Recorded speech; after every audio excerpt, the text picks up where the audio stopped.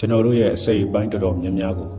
ချစ်ခင်ရတဲ့လူတွေရဲ့အပြုံးတွေနှွေးထွေးမှုတွေလက်ခုပ်တံတွေနဲ့တိဆောက်ခဲ့ကြတာဖြစ်ပါတယ်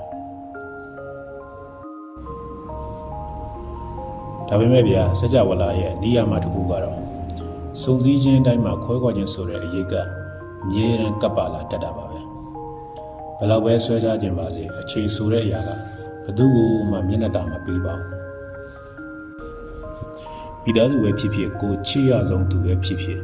ဒီနေ့မှာတော့နှုတ်ဆက်ပါတယ်လို့ပြောရမယ့်အချိန်တစ်ခုရောက်လာမှာပါ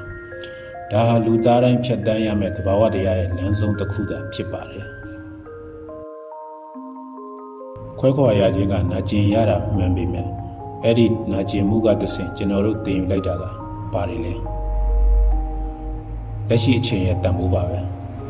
အတူရှိနေကြမှာပေးခဲ့တဲ့မေတ္တာတွေရွေးထွေးမှုတွေကသာခွဲခွာပြီးတဲ့နောက်မှာကြံရစ်မဲ့တစ်ခုတည်းသောယရနာပဲဖြစ်ပါတယ်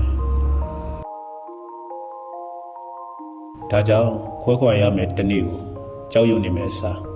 အတူရှိနေခွင့်ရတဲ့ဒီနေ့ဒီချိန်လေးကိုအကောင်းဆုံးဖြတ်သန်းပေးလိုက်ပါ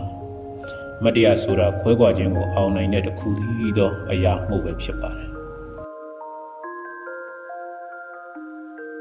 အခုလိုကောင်းတဲ့ဆိုးတွေမတည်ငြိမ်တဲ့ခေတ်ကာလကြီးမှာ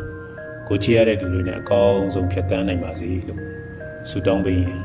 နောက်ဗီဒီယိုမျိုးမှာပြန်ဆုံပါမယ်ခင်ဗျာ